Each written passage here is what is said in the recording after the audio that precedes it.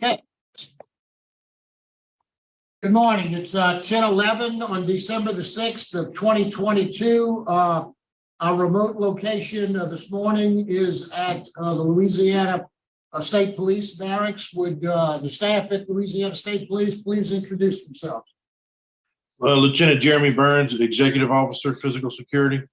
Risk Swear Classification. Thank you very much, gentlemen. Our panel today is Ms. Pearl Wise, Mr. Pete Freeman. My name is Tony Marabella. I'll be acting as chair today. Our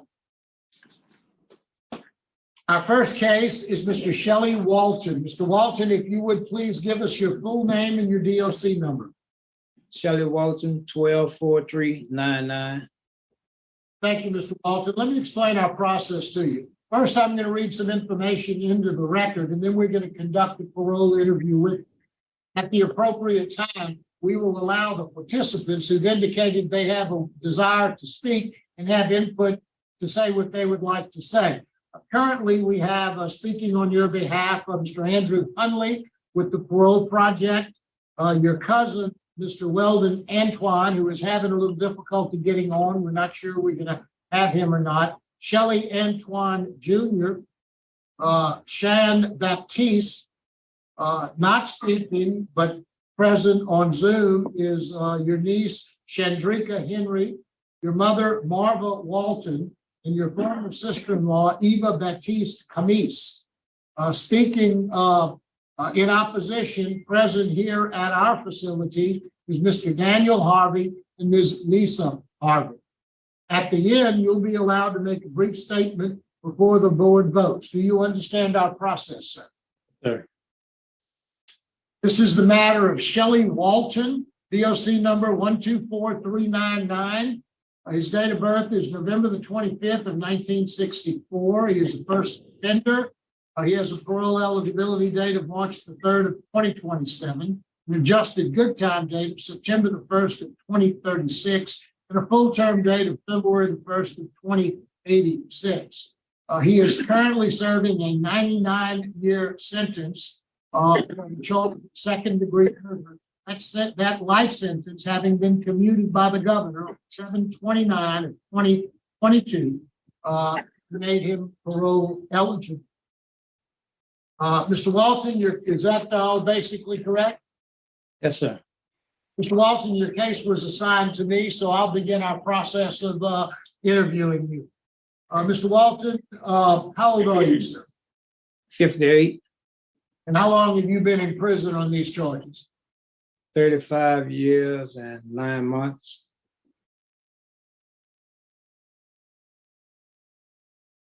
You're currently at the police barracks? Yes, sir. How long have you been there? 7.5 years now. Tell me what kind of work you do there and what you've been doing since you've been there for 7.5 years. Well, when I first came here, I was working at EVOP training facility where we was fixing the cars, keeping the cars up and running, changing the tires for police tactical training. And then I went to fleet operations, and I started doing oil changes there and tire changes. Then they moved me to the collision repair shop there because of my background skills in that. And now I work at the governor's mansion in a laundry department. I had worked several jobs there as well. I was prep cook for a little while, and then I was a general oil, and then they put me back in the laundry. Tell me a little bit about your automotive skills, collision skills. You said you were doing work there as a result of the skills that you have. Talk to me about that. Well, the collision, we basically was getting the cars prepared for the new cadet classes that was coming about. We had to like some of them may have dents in them. We have to take the dents out of them and repaint them and help get them back prepared for the road. Well, that was the kind of work that you did. Tell me what your background was. How did you develop those skills to be able to learn how to do those things? I went to school in Angola, and I was in the collision repair school in Angola for 6 months, and we basically learned it until they shut it down. And did you do any training of other people as well? Yeah, I had, well, other guys that was in Angola with me, and we had a tutor, Mr. Bordelon, he was the teacher, but the funding had stopped, so they had to close the school down. And from there, but I always remember what I learned, and so when I got to fleet operations, they asked me what I would like to get back into it, and I told them, yes, sir. Tell me a little bit about your educational background. How far did you go in school? Well, before I was incarcerated, I only went to the 10th grade, but since I've been incarcerated, I didn't complete my GED. And I had took up skills in carpentry. I'm not certified in carpentry, but I have carpentry level 1 to level 2. And I'm registered with NCCER, but I would have to go take level 3 and 4 to get my license. Talk a little bit about how you got here. How old were you when this crime occurred? 22. Tell me a little bit about Shelley Walton at 22 years old. What were you doing at the time? I was working at 22. I was working and trying to support my girlfriend and my son. He was like 6 months old, and at the time, I was still running in and out of the streets, drinking and smoking weed. And I got into an altercation with Mr. Harvey, and the night before the crime, on March the 2nd, and I let the. Let me stop you just for a second.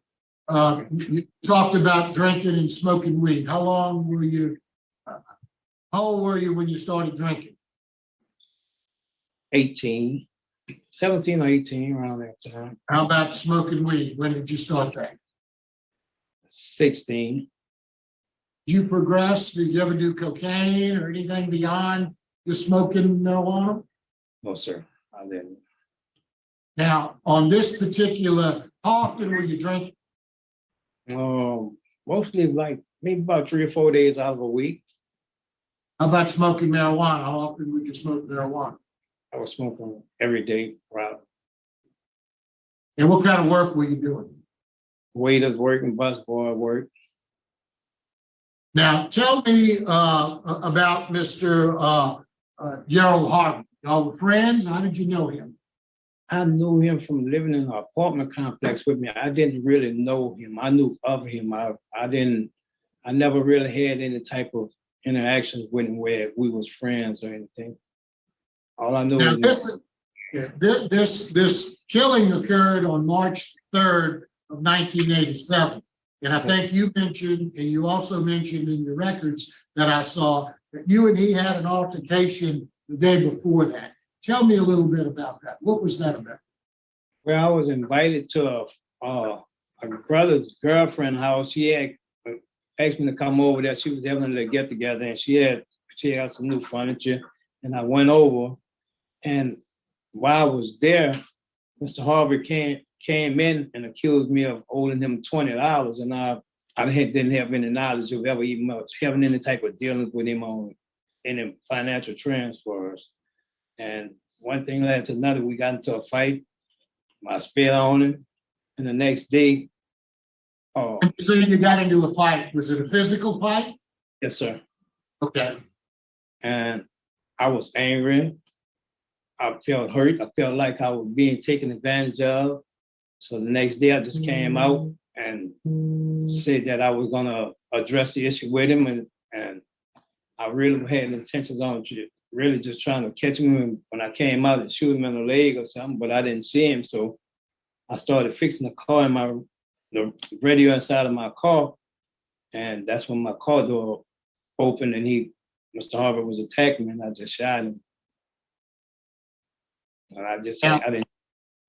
Was your car blocking him in any way? It appeared from the reports that maybe he was trying to get out and you wouldn't move your car. Tell me about how that happened.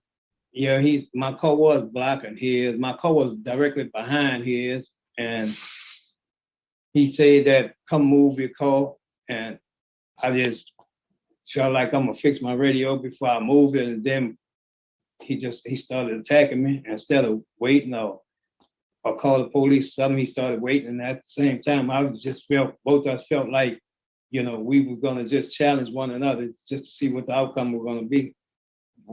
I never had an intention on killing him. Like I said, I turned myself in the same day. I told the police I had 9 bullets in my gun and I shot him once, and I didn't mean to do it. This was the carryover from the day. So you were still in. Yes, sir. But let's talk about who you are today. You were 22 back then.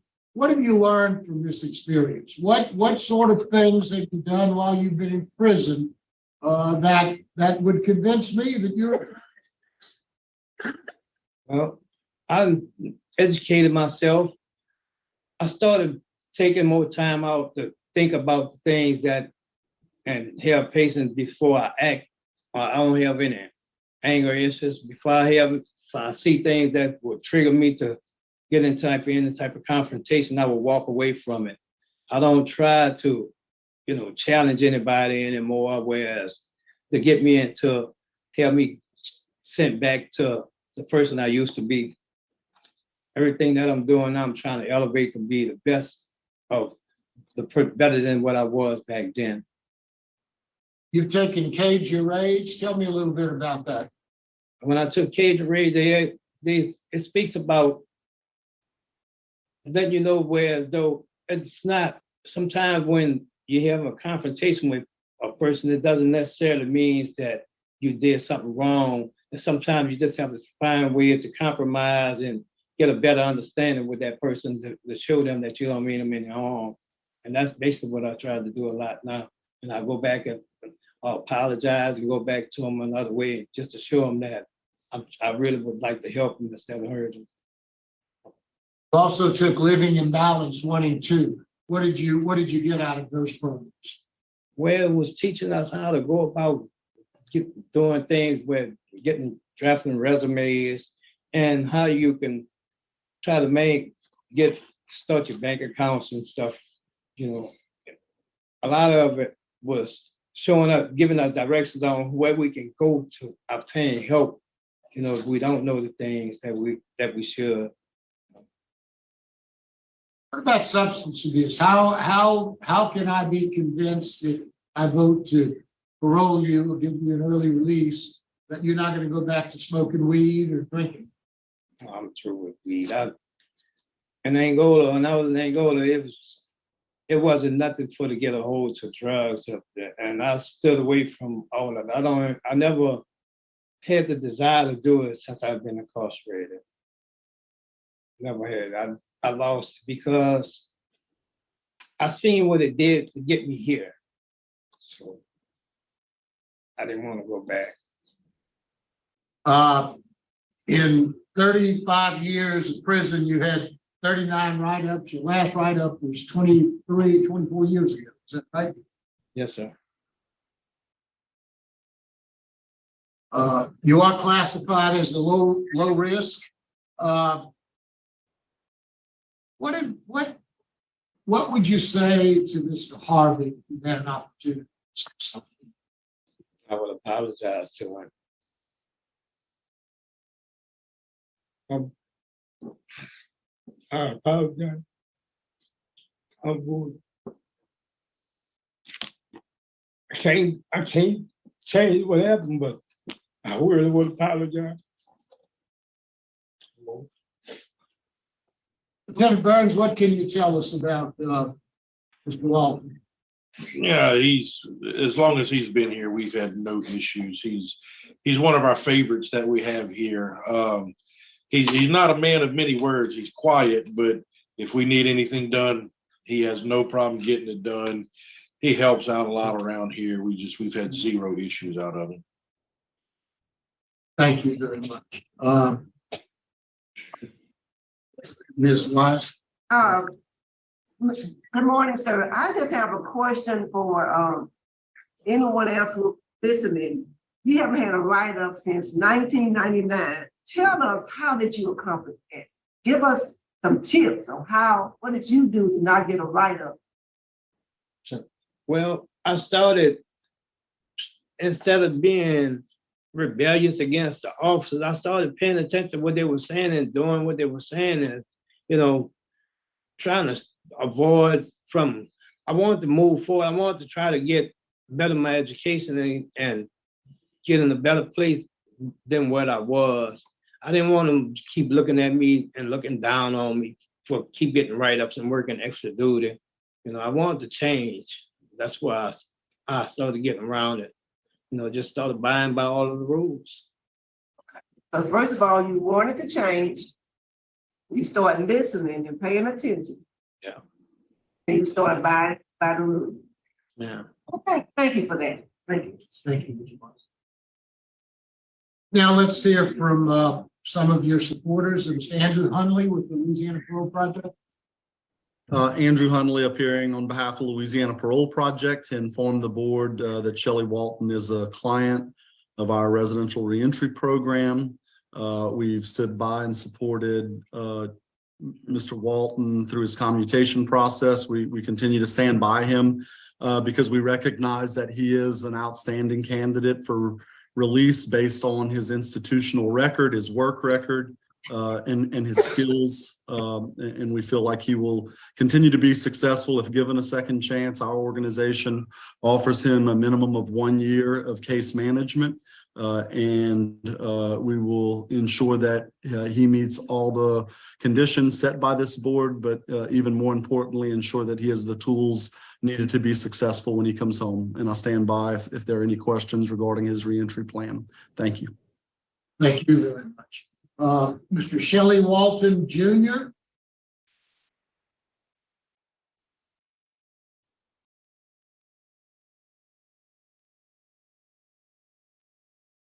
So we get him on the phone. I thought he was- Mr. Shelley Walton Jr. Can you hear us?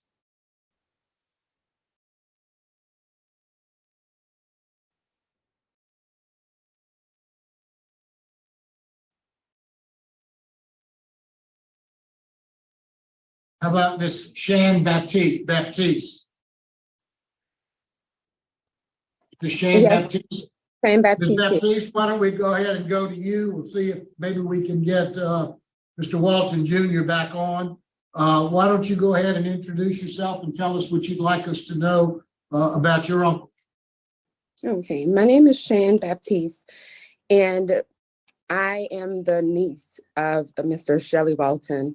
I am a 40-year-old female, and the reason I bring up the age is so important because as my uncle sit here 35 plus years later, that's majority of my life.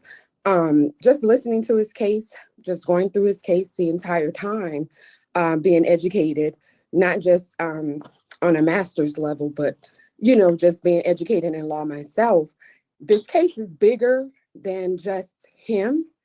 It brings the story of rehabilitation, and it shows bigger than just an inmate incarcerated for a crime that was committed, but more so the rehabilitation side of the law in the prison system and how that is what we're trying to do, you know, with the justice system, is show stories of rehabilitation. And unfortunately, you know, the victim cannot be brought back from what transpired. But when you're looking at the legal system, has it done its job with Mr. Walton? Has he rehabilitated? Has he changed? And can he be an outstanding citizen outside of the law? And I do believe that that has been displayed over 3 decades worth of time, most notably with the last time that he had any type of offense in prison or write-up, which was, you know, over 20 years ago. So I do believe in the system in this case, and I do believe that once released, he will continue to exemplify all of that which the legal system is set to stand for, which is rehabilitation and remorse. And I do believe that he has shown that, like I said, over 3 decades. And I think it is time. So I do stand by what he believes in and what he's expected to do once he is released. Thank you for the opportunity. Thank you very much, Ms. Baptiste. We appreciate your comments. Do we have either Mr. Antoine or Mr. Walton on the line? Yes, I'm on. Mr. Hello? Antoine? Yes, sir. Can you hear me? sir? Yes, sir. Yeah. If you would All please right. give us if you would give us your full name and let us know what you would like us to know about your cousin. All right. My name is, oh, but by the way, I want to thank Louisiana Board Parole to give us this day first. All right. My name is Weldon Antoine. Shelly is my first cousin. We kind of grew up since we was kids. So what I want to tell you about my cousin is he's very loving guy. Like I say, like the guy told you earlier, he's very quiet. For anyone to, Shelly was the type of guy, he don't, I mean, so he kept to himself. He was a working class man, very smart guy. He don't bother nobody. For anybody to harass him, you have to harass him because of his size. Because he always has been a short guy, you know, not as tall as he was growing up, but and he just like to smile a lot. That's what he do. So on that note was me and Shelly, we've been dreaming on starting our own business. And on my support, we've been trying to start our own business since we was kids. We started cutting grass when we were 18 years old for 50 cents back in the 70s. And then when we got older, we started working together and going to school as restaurant workers and stuff like that, as dishwasher. And my biggest support was while he'd been incarcerated, he developed a skill in carpentry work. And we dreamed about starting our own business once he allowed to be home free. He encouraged me to start my own business. What I do, I have a real estate business here, and I have another family member as a realtor. And him, and my other relative was get together, and we was talking about when he ever get home to be able to start our own business to bring him back to society if we allow. So the things I want to tell you about Mr. Shelley Walton, he's 35 years incarcerated, and he do have remorse for what he did. If anything happens, accident, we felt it on both sides of the family. We have lost some people previous to accidental shooting or shooting, and we seen it on both ends. So I know it's rough on family on both ends. So that's one thing, you know, that hopefully that the rehab, the rehabilitation, that will help us to go forward and keep moving. And Shelly Walton is, to me, is one of the best cousins I had, and a very smart guy. So anything else? I can go on for hours if you want to talk about, but like I said, but We don't want you to go on for hours. We appreciate your comments. You've done very well. Thank you, Mr. Antoine. We appreciate your comments. Now it's Mr. Shelley Walton Jr. on.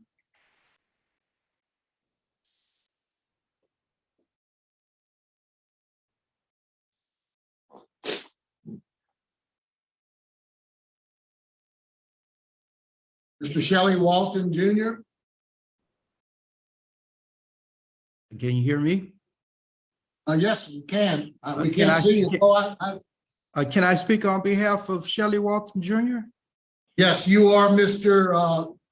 Oh, I'm sorry. Who is that speaking? This is Brian Walton, Shelley's little brother.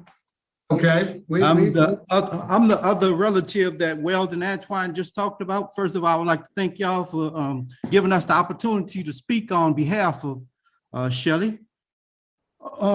And just like everybody said, for us with my niece, my cousin, when me and Shelley would talk, Shelley was a 22 years old, still giving good advice when he got arrested, when he got locked up. You know, the day it happened, and when he did eventually have people visit him, I would always go visit him. I was in high school. I was thinking of dropping out of high school. He told me, don't do it. And he was 22 years old. I was a senior in high school. I felt the same pain that he felt and that Mr. Harvey family felt also, because I did know Mr. Harvey. And sometimes Mr. Harvey would give me rides, you know, and it was like I lost two people.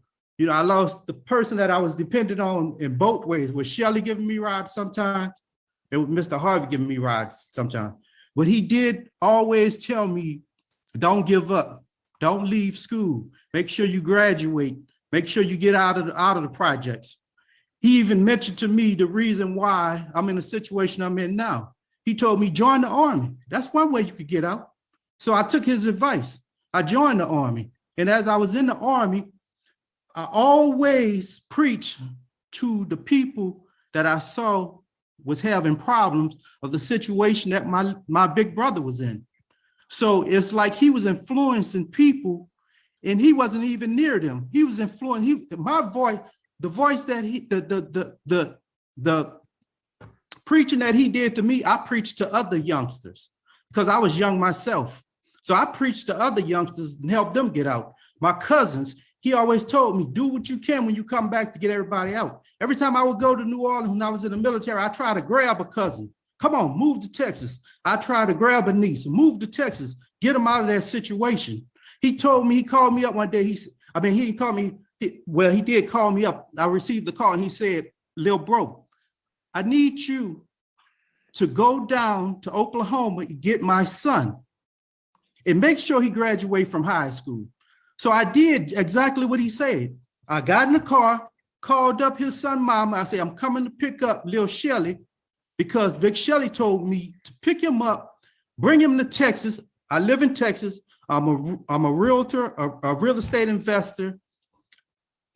And when I picked Lil Shelly up, I told him, you're gonna graduate from high school, no matter what. So I went and picked him up because I say, that's one thing I promised to your daddy, that I'm gonna make sure that you do. And even to this day, when we talk on the phone, me, him, and Weldon Antoine, we talks about ways of making money, building generational wealth. You know, because of him, I was able to purchase 5 homes. Because of him and my mama, I tried to move my mama to Texas many times. My mama told me, I'm not moving to Texas until Shelly get out of prison. I'm not accepting. We've got a lot of other people that want to speak. If you can kind of. Well, I'll end it on this note. When Shelly gets, if you all do approve his parole, when he get out of prison, I'm gonna make sure that he have a vehicle, he have a place to stay, and he stays out of trouble. And I would like to thank you all. Y'all have a good day. Thank you. Thank you very much for your comments. We'll now hear from the opposition, Mr. Daniel Harvey and Ms. Lisa Harvey, whichever wishes to speak. Mr. Daniel Harvey, if you'll go up to that podium, tell us what you'd like, introduce yourself and tell us what you'd like us to know. My name is Daniel Harvey, I'm brother of Joe Harvey. The reason we should be here, because Joe Harvey asked Mr. Walton to take this car. He refused to move the car the night before the movie. My brother left. Escalated, came back the next day, I told him to move this car. He still refused to move. I feel there's not enough police officers in New Orleans for him to be supervised. There are too many guns out there. One incident that he is going to move somebody else. Thank you very much, Mr. Harvey. We appreciate your comments, sir. Ms. Lisa Harvey is.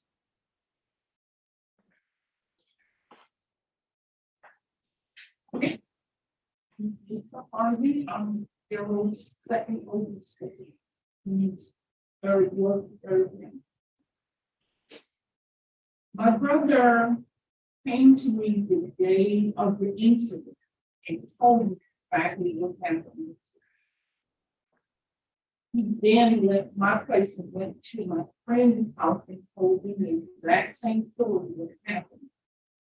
Mr. Sheldon came back the following morning, blocked his car purposely. This was premeditated. Not only were the department and accomplice, my youngest brother was in a car with my brother Daryl. He purposely shot my brother for the fight the night prior to. And the guy that was in the car with him was trying to keep my younger brother in the car with my brother when he ran. He got away. Now I'm saying this to say he's alive. The thing that he needs to do in jail. My brother is not here. My brother was not a complicated person. He did not start next. He was very likable. Everybody got along with him. This incident that took place is pretty negative. I'm talking on that. Thank you. Thank you, Ms. Hardy. We appreciate your comments. Mr. Walton, is there anything you'd like to say before the board votes? Yes, sir. I would like to apologize to the victim family and apologize to my family, everybody that's involved for what I had done that caused everybody to go through so much hardship. And I would like to ask the board to be compassionate, have compassion on me and give me the opportunity to be free to show that I am not the same person I used to be. And I appreciate everything that whatever your decision is. Thank you. Thank you, Mr. Walton. Appreciate your comments.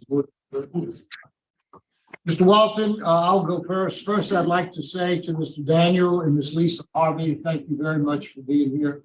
It takes a lot of courage to come to hearings like this and to have to relive what's happened to your loved one. We appreciate your being here. We certainly understand the pain and grief that you have expressed to us here today. The facts of the case are critical. They're very important. We always look at the facts of the case. Facts of the case have bearing on what we do, but it's one part of it. It's who Mr. Walton was to a 22-year-old man. The question is, has he changed him? Has he changed for better? That's the decision we as board members have to look at and we have to say. Mr. Walton stands here today after having been in prison for 35 years. He's had a very good prison record. He's well trusted as a prisoner. His work record is very good. He's a low risk. He's had good programs. He's got a good transition plan with the Parole project. If a vote to deny his parole would bring back Mr. Gerald Harvey, I would vote to deny every time, but it won't, and I understand that. My vote today has to deal with who Mr. Walton is today at 58 years old and not who he was at 22 years old. Having said all of those things, it's my vote to grant his parole with a special condition that he enroll with the Louisiana Parole Project, complete all of their programs and follow all of their recommendations, which would include a substance abuse evaluation, mental health evaluation, follow-up treatment to go along with it. So that's my vote. That's only one vote. Ms. Wise. Thank you, Chair. I extend my condolences as well to the Harvey family. Thank you. I know there were some difficulties in PNP in finding you. I'm so glad we found you and that you were able to participate in today's process because what you said matters and it's on the record. You did harm, Mr. Walton. You healed yourself and then you started up. And that's all I can ask as a board member to see that pattern. The staff members, they're saying that you just one of their model ones. You know, they are one of the model individuals there. Since 1999, you ain't just started this. You made a change in 1999 to not be who you were. That gives me confidence that when you get out, you won't be that. Who committed that crime. You're not the same person.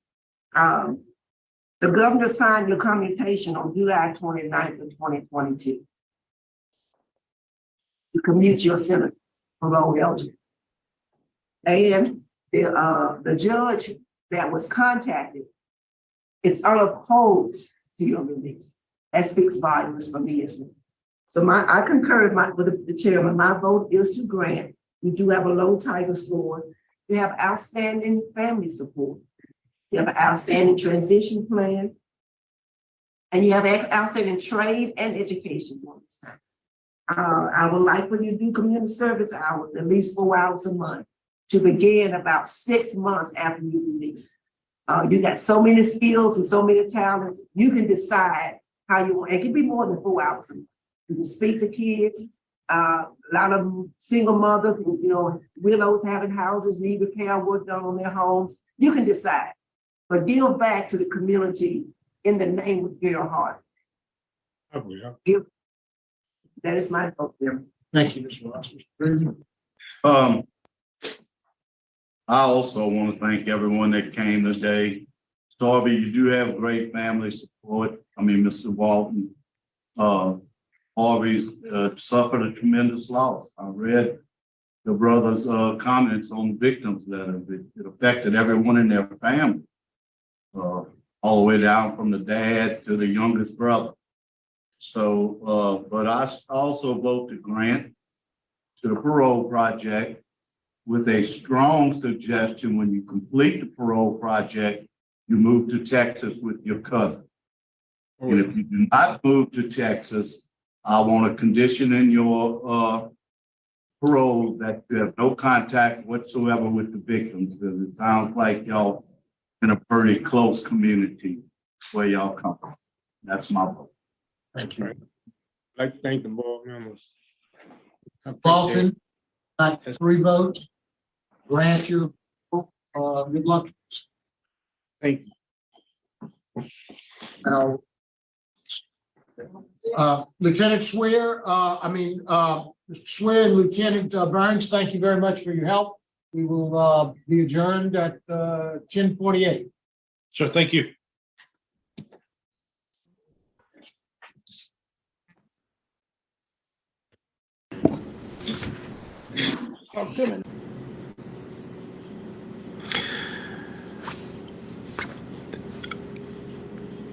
I think that was the right move. I think he checked all the boxes. It's for being someone that would get paroled. He was so young when he committed that crime. He got into a fight, maintained that anger, shot the man once, turned himself in, and then served time, and he certainly seemed to me to be genuinely remorseful. And the response he gave, "What would you tell him? Or what would you do if you could talk to him?" And he said, "I would apologize." He said, repeated, "I would apologize. I would apologize." It just seemed very authentic. And if parole should exist, this is kind of like the poster child scenario of where it should exist. And of course, you can't take anything away from the victims and the pain that they're feeling. I like the answer of, if we could bring him back to life, I would deny every time.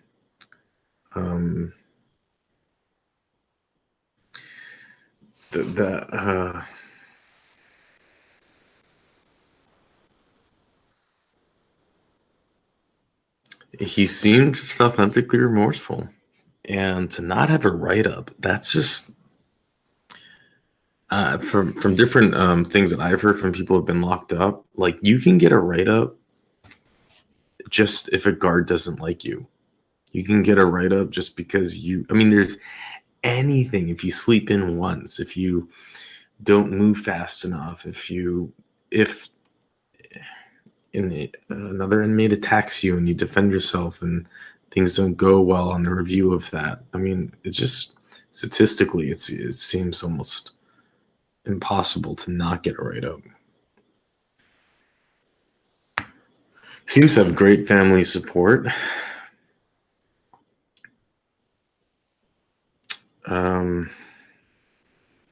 Especially if he's not going to be living in the same state as the victim's family. It's still, all that being said, it's got to be so difficult to be the victim. It's got to feel like you're getting victimized all over again. Everyone in the room is talking about how great the killer of your, but again, it's if parole's ever going to exist, it seems to me that it's got, he checks just all the boxes. But wow, he wasted his life. You know, some people should not own a gun. We're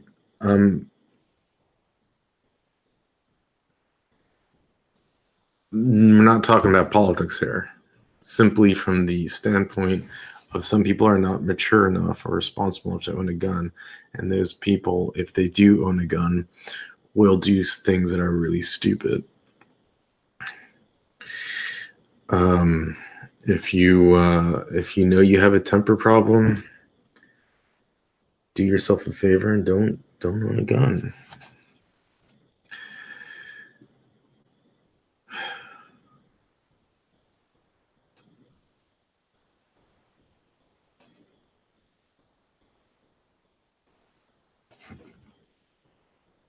Love to hear your thoughts and comments on this below.